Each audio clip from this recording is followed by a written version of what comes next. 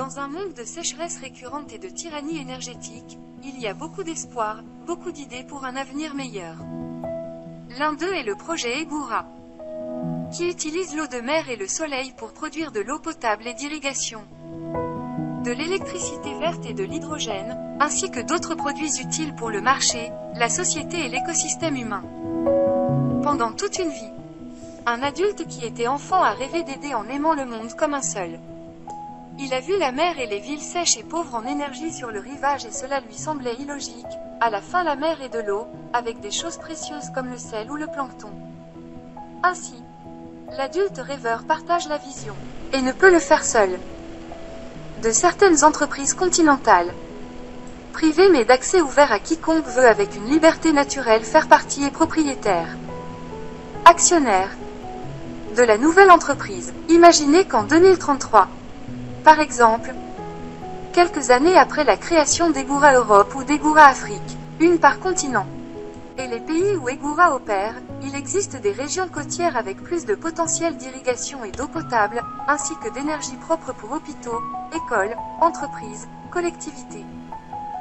Aujourd'hui, nous sommes en plein rêve, nous l'avons déjà rêvé dans le passé, nous le projetons comme une vision dans un futur proche, mais aujourd'hui, comment le démarrer ? Nous appelons les investisseurs, les entrepreneurs, les citoyens, les clusters, les hubs, les universités à faire partie de 97% des futures entreprises d'Egura continentale.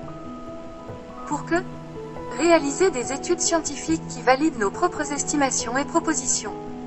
Dans des modèles théoriques utilisant MATLAB peut-être. Et avec des nano et micropilotes. Expérimenter et pouvoir concevoir une ingénierie détaillée et pouvoir créer des entreprises avec une participation libre et volontaire et acheter le land. Les équipes construisent les premières usines Egura à Murcie, en Andalousie, en Mauritanie, en Australie, au Brésil, au Pérou, en Inde, en Arabie, pour ne citer que quelques exemples à fort potentiel. Nous voyons le monde plein de navires gaziers géants, cette fois avec de l'hydrogène vert de la mer.